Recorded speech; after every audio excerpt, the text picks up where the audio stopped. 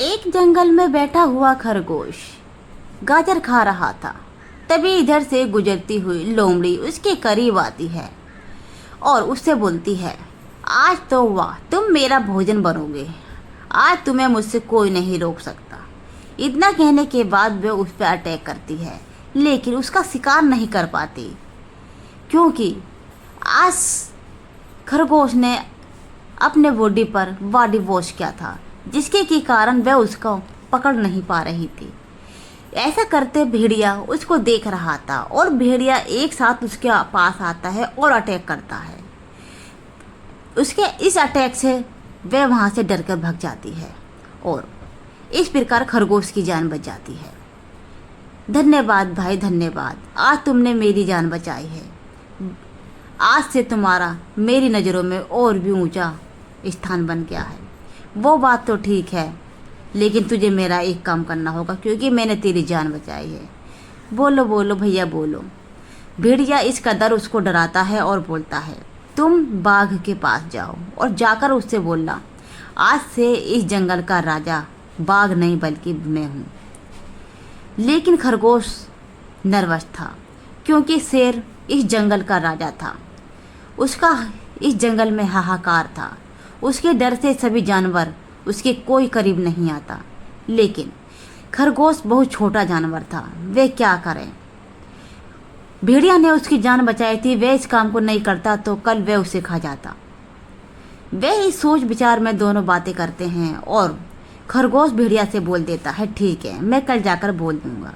फिर वह अगले दिन शेर के पास जाता है और सारी बातें शेर राजा से बता देता है कि किस कदर भेड़िया ने मेरी जान बचाई थी। और वह बोलता है, वह अपने आप को राजा मान रहा है। शेर बोलता है, कल मेरी सभा है, उस सभा में तुम उसे लेकर आना, तभी हम इस बारे में बातें करेंगे। फिर सभा शुरू होती है। जंगल के सभी पक्षी जानवर उस सभा में इकट्ठे होते हैं। इकट्ठे होने के बाद सभी शेर राजा की बातें सुनते हैं कि भेड़िया ने कल खरगोश की जान बचाई थी और आज वह अपने आप को राजा बता रहा है। इतना सुनने के बाद वह बोलता है, अगर तुम राजा बनना चाहते हो तो तुम्हें मुझसे युद्ध करना होगा। यह बात सुनकर वह वहाँ से चला जाता है। अगले दिन भेड़िया एक डरावने प्रेत के पास जाता है, जो कि एक डरावना प्रेत था। प्रेत में इतनी शक्ति थी कि वह अपनी शक्ति से कुछ भी कर सकता था। उसके बाद भेड़िया उससे बोलता है, तुम इस गुफा के अंदर बंद रहते हो। इस गुफा के अंदर बंद रहने का कारण बाघ का है। जिस कदर बाघ और नीली परी ने तुम्हें गुफा के अंदर रखा था, आज मैं बाघ के पास गया था, जिसके कारण उसने मुझे ललकारा है।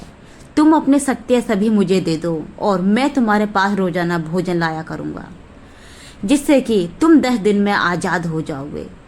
क्योंकि कुछ समय पहले की बात थी, जब एक नीली परी और बाघ ने इस प्रेत को अपनी शक्तियों के कारण एक गुफा में बंद कर दिया था। वह गुफा से नहीं निकल पा रहा था, क्योंकि उसको श्राप मिला हुआ था। इसके कारण प्रेत उससे बोलता है, तो मुझे क्या करना होगा बोलो। भेड़िया बोलता है, तुम्हारे अंदर जितनी भी शक्तियाँ हैं, तुम उन शक्तियों को मुझ में दे दो, जिसके कारण मैं इस जंगल का राजा बन जाऊंगा और तुम्हें इस गुफा से बाहर निकाल दूंगा। लेकिन भेड़िया बहुत चालाक था, वह तो सिर्फ अपना भला करना चाहता था। प्रेत सोच रहा था कि मुझे तो श्राप मिला हुआ है, मैं तो तभी इस गुफा से बाहर नहीं निकल सकता, क्यों ना मैं अपनी शक्तियों को भेड़िया को दे दूं।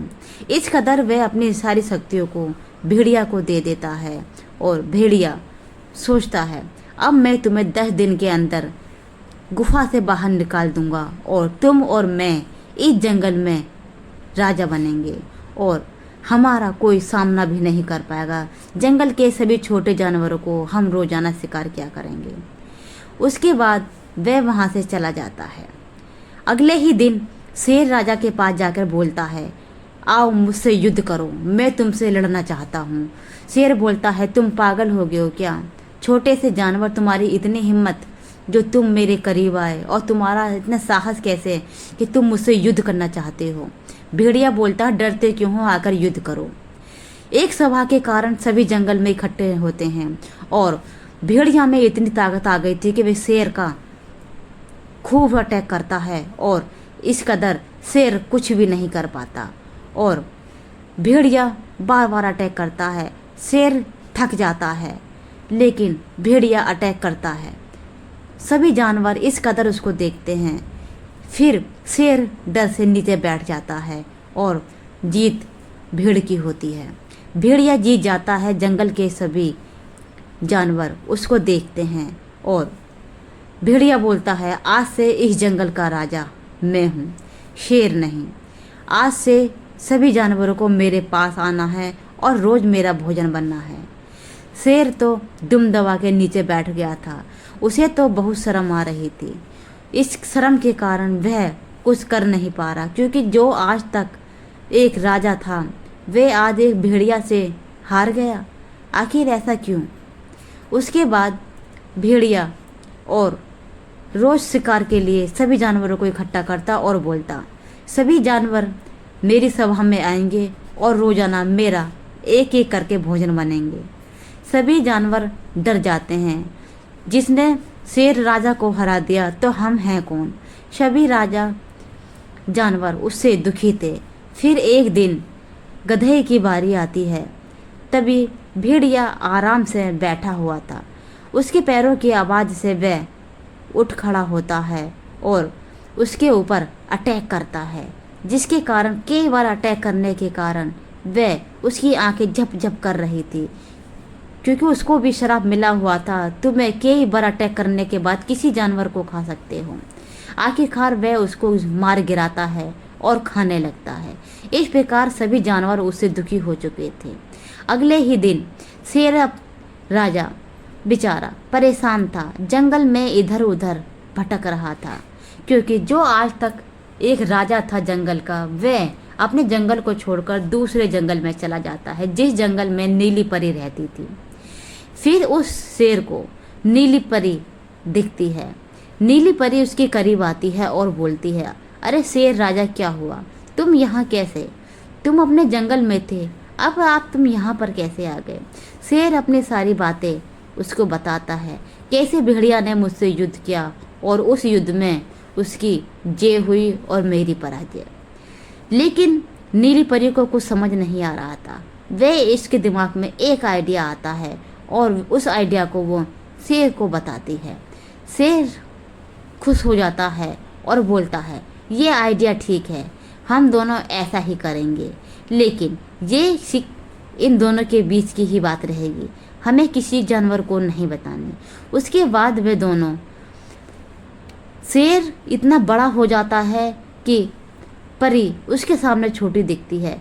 ये एक परी की, जादुई परी का शक्ति थी, जिसके कारण शेर बड़ा होता जा रहा था। उसके बाद वह उस गुफा के पास पहुंचते हैं। उस गुफा के पास उस प्रीत के पास पहुंचते हैं और परी उसको पुकारती है। उसकी आवाज़ से प्रीत वहाँ पे आ जाता है और बोलता है, हमने तो तुम्हें हरा दिया था और तुम्हारी शक्ति उस भेड़िया के पास कैसे पहुँची? क्योंकि परी सब कुछ जानती थी। प्रीत उसको सब बात बता देता है और बोलता है, ये कारण था। तो परी बोलती है, तुमने ऐसा क्यों किया? तुम्हें पता नहीं है भेड़िया ने उस जंगल में सभी जानवरों का जीना हराम कर रखा है। प्रीत बोलता है, मुझे नहीं पता था। उसने तो मुझसे वादा किया था कि वह मुझे इस गुफा से बाहर निकाल देगा। लेकिन परी, जादुई परी उसको समझाती है और एकदम से वहाँ से गायब हो जाती है। फिर उसके पैरों में जादुई परी कुछ करती है, जिसके कारण शेर उस जंगल का राजा बन जाता है और प्रीत भी वहाँ से छूट जाता है। तो दोस्तों, इसका अगला पार्ट हमारे कल आपको मिलेगा। हाँ, आपको हमारी वीडियो अच्छी लगी हो तो चैनल को लाइक, शेयर एंड सब्सक्राइब करें और इसका नेक्स्ट पार्ट कल आपको मिलेगा, उसको ज़रूर देखें। इसके बाद क्या होता है।